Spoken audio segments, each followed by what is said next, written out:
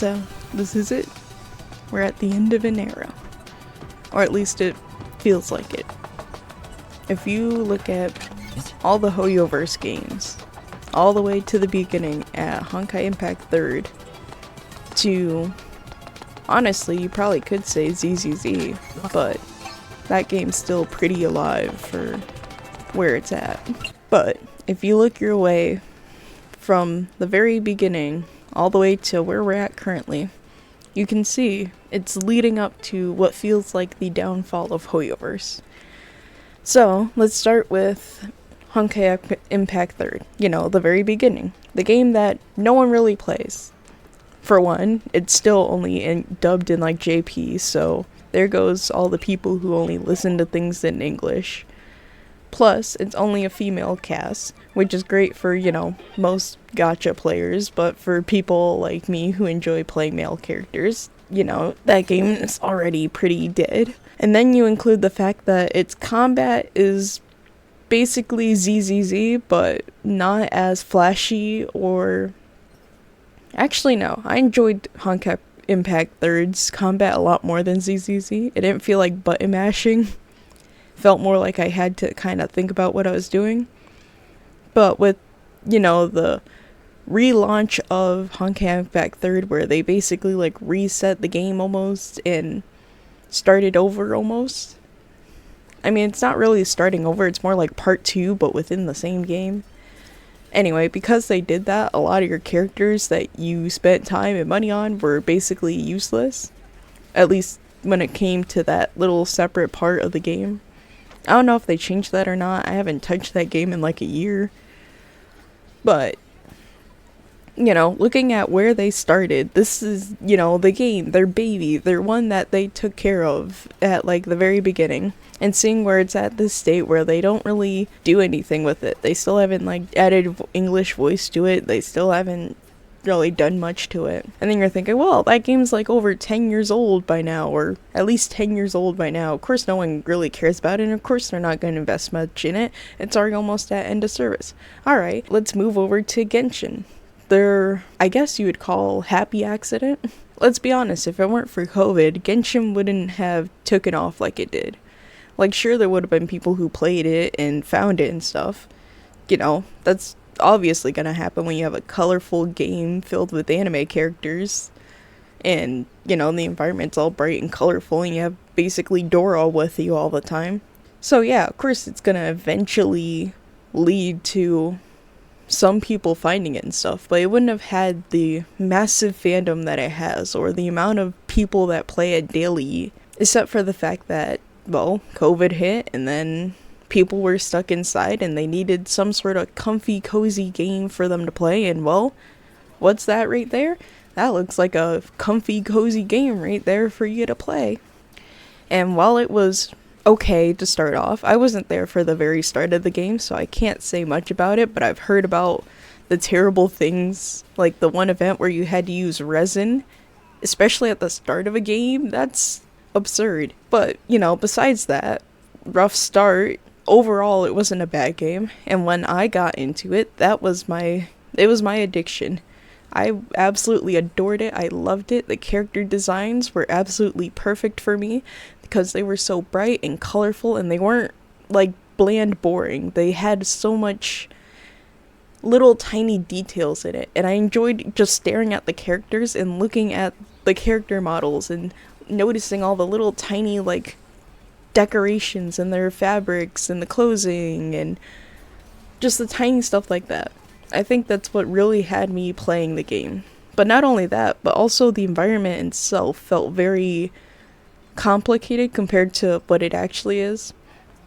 In fact, there's a YouTuber, I forget her name, I'll probably link her, but she literally goes through Genshin and the areas and talks about how odd the buildings and structures and the map itself is very off. Highly recommend her channel. Once again, I'll link her down below. Seeing that made me realize, wow, this game was not as perfect as little me thought it was. And, well, here we are now.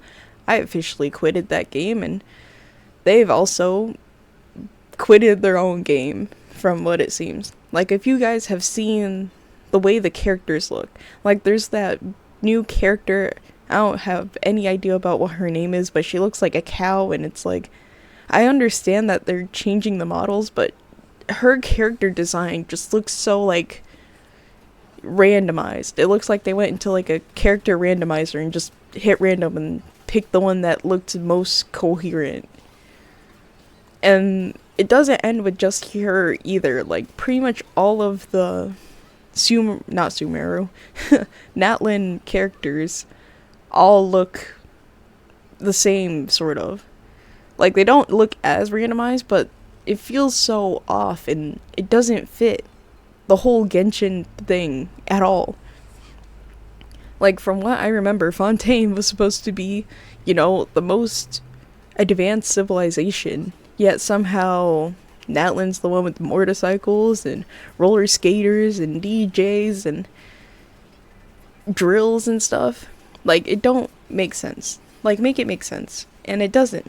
And the way that I remember it being described all the time was like this volcanic area where, like, people are dying and it's in war, and things were a lot more brutal than what we got. We got, like, Pokemon Land. And I'm still upset about that because, once again, I truly loved that game, and it just, after years of asking for skip buttons, or years of asking for less bloated dialogue, or years for asking to just have more condensed resin, or have more storage for your resin, or have a stockpile of resin, you know, the things that every other game nowadays has, it just feels so outdated. And they still have done nothing to really improve it. Like, heck, we got a frigging artifact loadout, like an actual artifact loadout in Wuwa before Genshin even tried. Like, sure, we have that other system, but it was more like a quick equipped that doesn't even really work half the time or at all. Like, you're better off just going into your relics and then just picking the first one. Like, you'd have better luck doing it yourself than this thing. But anyways, that was another video. But if you look at that game and then you're like, alright, you know, it's Genshin. It was made on like an older server, and it was, it's been like years. It's been like 5 years now. It's outdated. Of course it's not going to be the greatest. Oh, they can't do this. Oh, they can't do that. Alright, sure. Then what's their excuse for Honkai Star Rail? Honkai Star Rail hasn't even been out 2 years yet. 2-year anniversary is coming up, but it hasn't even been 2 years yet. It just feels like absolute garbage. Like, the game went from something where you were shoving random characters into parties and figuring out how to make it work, and how to target weaknesses, and how to best, like, work with the boss's mechanics, which is what a turn-based game should be. But that's not Honkai Star Rail, no. I mean, it was at one point, but that point in time was so small that it's insignificant.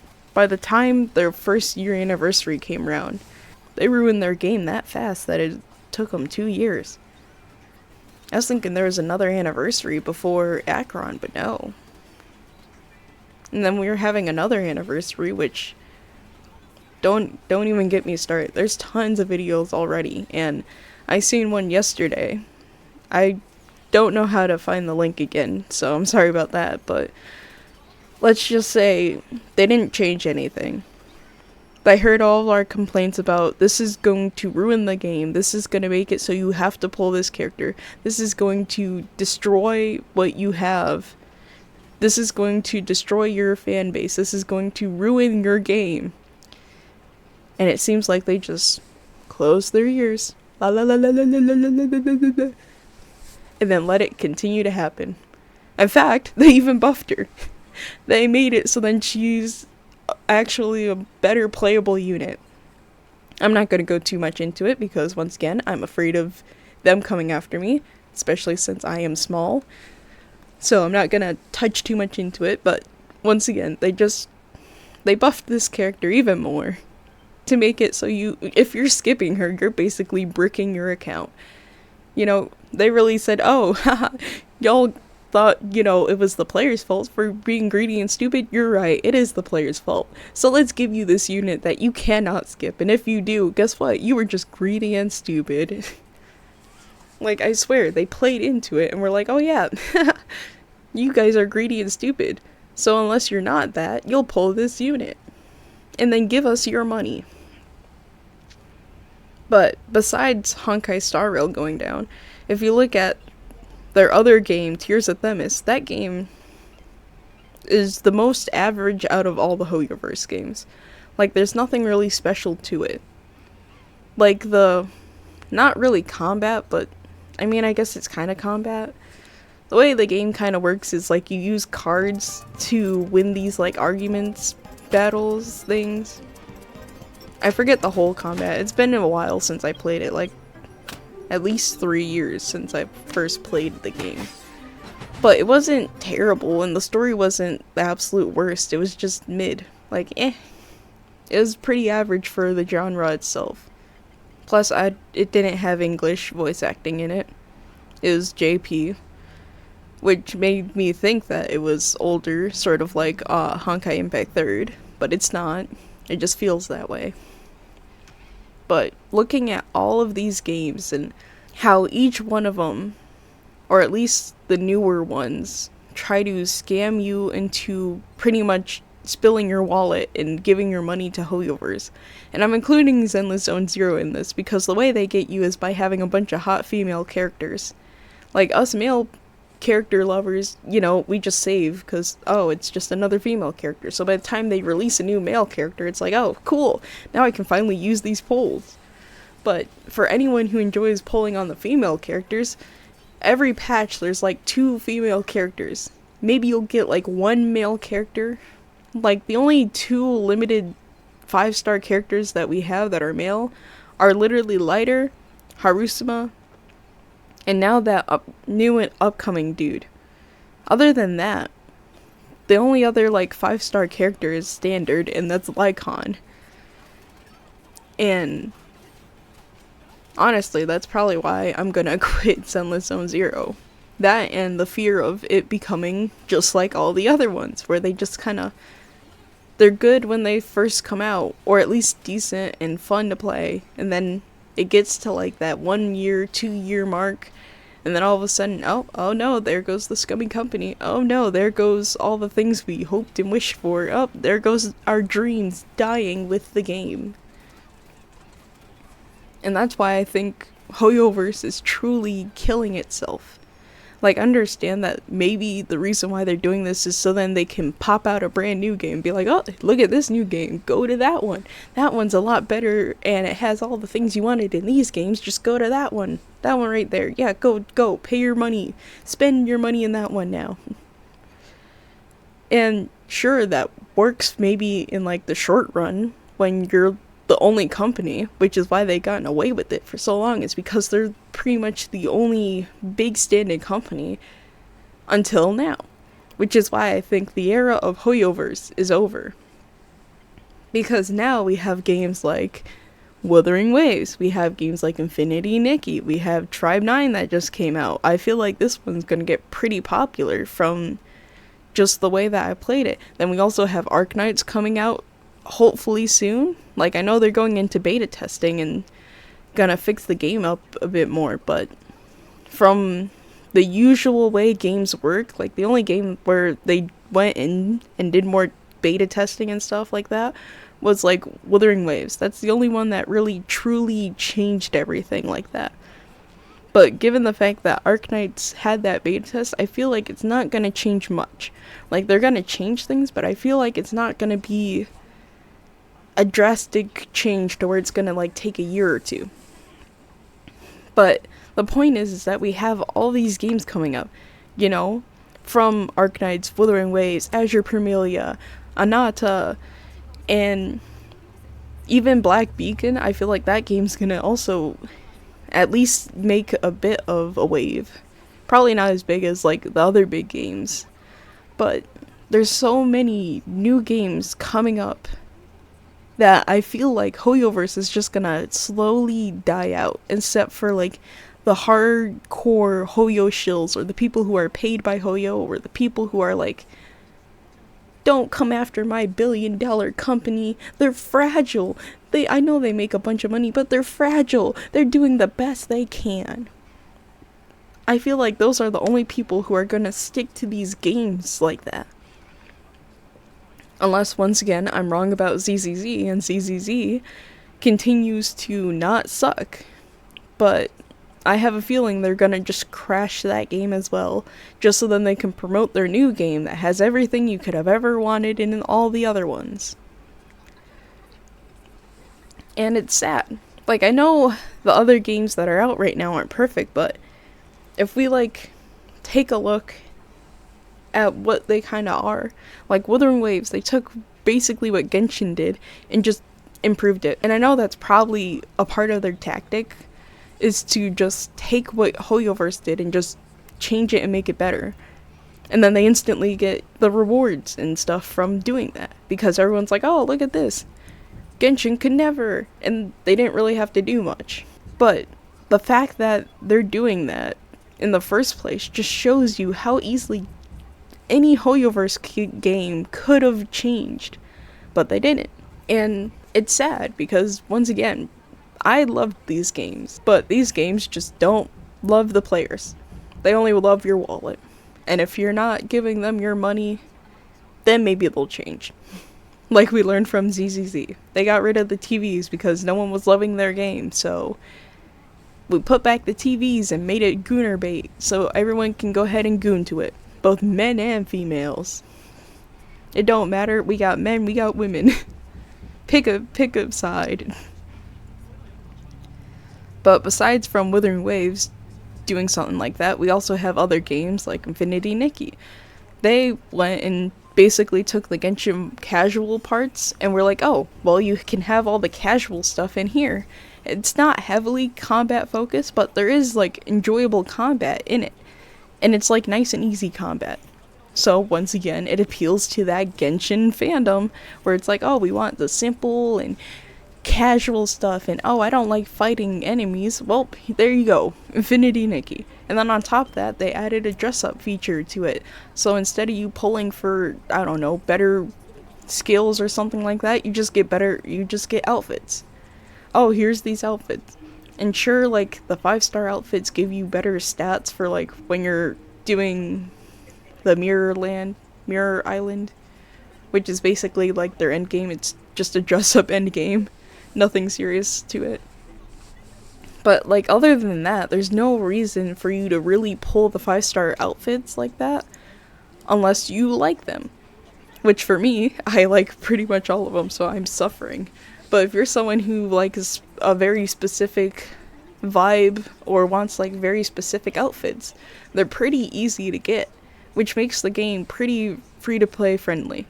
Unless, once again, you're like me, who likes almost every outfit, then you're suffering because you have no currency to get the outfits, because instead of you, I don't know, reaching like 80 pity and then you get like the full outfit, no, you're getting each piece of the outfit every like 20 to 30 pulls.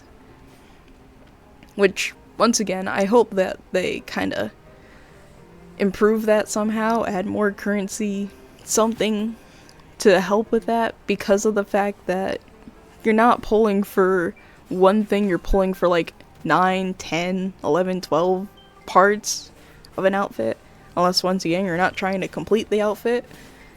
I know I'm someone who doesn't try to complete the outfit. I mostly just want like the dress or the hair or the shoes or something like those parts of the outfit, which they do have a pity for, which I'm glad they do that. But you know, I feel like that game isn't perfect either, but it's still a lot better than Genshin. Plus their story's actually interesting, so it's not like you're trying to speed tap your way through. Although I do wish they had a skip button, you know, for the people who actually do want to skip the story. Or at least for the side stories, like, where it's unvoiced. But other than that, like, the story is actually really interesting. At least to me. In my opinion. Anyway, besides Infinity Nikki, which is another pretty big game. I mean, maybe not that big for, like, most of the male players. Or the people who are male and don't really play, like, I guess more feminine games like that. Sure, it's not very popular, but to like feminine creators or people who enjoy like dress up games like that, it's pretty popular. But then you have other games like Tribe 9 and Limbus Company, which Limbus Company I'll put to the side here because I have a lot to say about that one. But Tribe 9 is like another like really fun game. It's combat focused, but it's also more like feels more like an actual RPG. But the fact that like you get the pixelated world where you're exploring, you're killing enemies and whatnot and doing little side quests and stuff like that. And through you doing them side quests and getting chests and leveling up and whatnot, you're leveling up your characters by doing all that stuff. And collecting like little stickers which also let you increase like the level of your world. And that's what I enjoy so much about Tribe 9 is it feels like an actual game. Like I haven't even touched the gacha really. Like I got the main character that was, you know, advertised. I forget her name, but like she's the character that's out right now. I got her and I just haven't touched the gacha since. I mean, sure, it's probably because I got her, but like the gacha isn't breathing down your throat and being like, you gotta pull, you gotta pull, you gotta pull. Like you could clear the game entirely with just 4-star units, like the free ones that they give you. And that's what I'm hoping a lot more gacha games kind of lean into. Plus, they actually fixed, well, not quite fixed their game, but they took a lot of the complaints that people had, you know, going into the game from like day one and actually fixed those. Sure, it was because, you know, the game was probably going to end of service if they didn't. And sure, they probably refunded pulls. That way people would spend a bit more money and then, you know, get the same amount of pulls back. But besides looking at that, like overall, the game is really fun and enjoyable. And I'm hoping they continue to improve the game and don't go down like a scummy path such as Hoyoverse. I'm having a lot of hope for this game because I've been playing it and been having so much fun. And it feels a lot like you're playing an actual game, which is new to this genre. Like, not a lot of games feel like you're just playing a game. Even with the Hoyoverse games, it feels like, oh, I gotta get this 5-star. Oh, I gotta get this powerful character. Even with Genshin, like, sure, you can clear with 4 stars, but the 5 stars make your whole life a lot easier. Especially in Natlan. But anyway, back to the point. This game feels like an actual game, and it's new. It's a breath of fresh air to the genre. And that's why I feel like this is a new era. Especially now that I've started playing Limbus Company. If you haven't heard of Limbus Company, it's basically a turn-based story-focused game.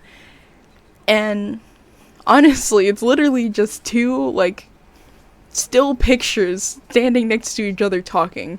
And it's not even voiced in English. It's, you know, all subbed. Just like Tribe 9, it's all subbed. But the story itself is so interesting that part don't matter. Like, you're able to just read the story and actually be intrigued in the story because it, like, catches you on this hook. Like, I just started playing it yesterday, and I only played an hour of it, mostly because I was tired and I had to go to bed, but, like, if it weren't for that, I would have been locked in, like, all day playing that. Because it was just that interesting. And it feels like what a turn-based game should feel like. Like, it has a complicated mechanic. Like, I honestly still don't even really understand how the turn-based works. Like, I'm understanding kind of, like, the little gist of it, the little parts that they gave you, which, once again, I'm only, like, an hour in. Of course, I'm not going to understand the complex nature of it.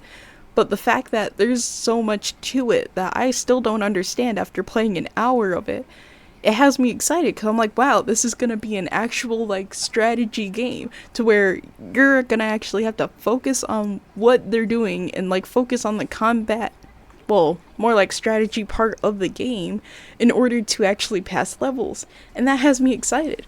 Like, unlike, you know, Hoyo versus Honkai Star Rail, where it's just like, oh, you know, press the skill button and then press the basic attack button to generate skill point, and then you use skill button, oh no, you're out of skill points, basic attack, oh, your ultimate's ready, ultimate, go. Like, you have 3 buttons and then, like, a little stamina thing to worry about. And other than that, it's not even like math. It's just being like, oh, 1 + 1 = 2. If I do this and this, then I do big damage. Like, as long as you're understanding what the character kits do, which is really easy, especially when you have guides out there, there's nothing hard to it. Which is why I'm so excited for Limbus Company, because it actually feels like what a turn-based game should feel like. It feels like, it actually feels like, this actually matters. And the hook that they get you with, too. Like, I'm not gonna try and spoil it, because you guys should honestly play the Limbus Company. Because, like, it feels like another game that's gonna be more game than it is gacha.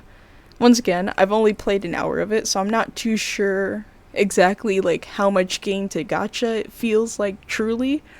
But so far, like, it feels a lot more game than gacha. And I'm just hoping that more games lean towards this, where it's more game than gacha. Where it's more, you play this interesting mechanic, or, we have this thing that's never been done before, or we have that thing that's never been done before. And that's why I feel like this is kind of the end of a hoyoverse. Because hoyoverse always has their, like, little hoyoverse formula, right? Where it's like, you have your 50-50 character banner, and then you have your weapon banner that's like, well, now it's like 50-50 or 75-25, which 70-25 feels worse to lose. At least 50-50 you can be like, it was 50-50. But no, 70-25, if you're losing that, it feels absolutely awful, because you're like, damn, I had a higher chance on winning, and I still lost. Honestly, just make everything guaranteed, like WoWa. Like, honestly, in WoWa, I understand why they made the weapons guaranteed, because a lot of the times the weapons are more valuable than the characters. Like, the characters are just for fun, compared to the weapons. Anyway, I just kind of wanted to rant a little bit, because it's been on my mind for a while that I feel like the end of Hoyoverse is either happened or it's coming soon. I mean, a lot of people could see the end of Hoyoverse as like the end of Honkai Star Rail and Genshin. That's their two big cash cows. But I know, and you probably know, that's not really how it works. Like, despite them being two terrible, or at least became terrible games, there's not really any changing or willing people out of playing them. Because let's be honest, that somehow day one Genshin fan that's still playing that game is probably not quitting anytime soon. Especially if they're a gacha creator and they're making money off of it. They're probably not quitting that game anytime soon. Unless somehow they're gonna make more money somehow by quitting it. Which I doubt it, if they're part of, like, a Hoyoverse contract. But yeah, once again, just wanted to kind of rant, talk about my feelings, talk about how this might be the end of Hoyoverse as we know it. And yeah, see you in the next one. Can't wait to show my upcoming playthrough of Limbus Company.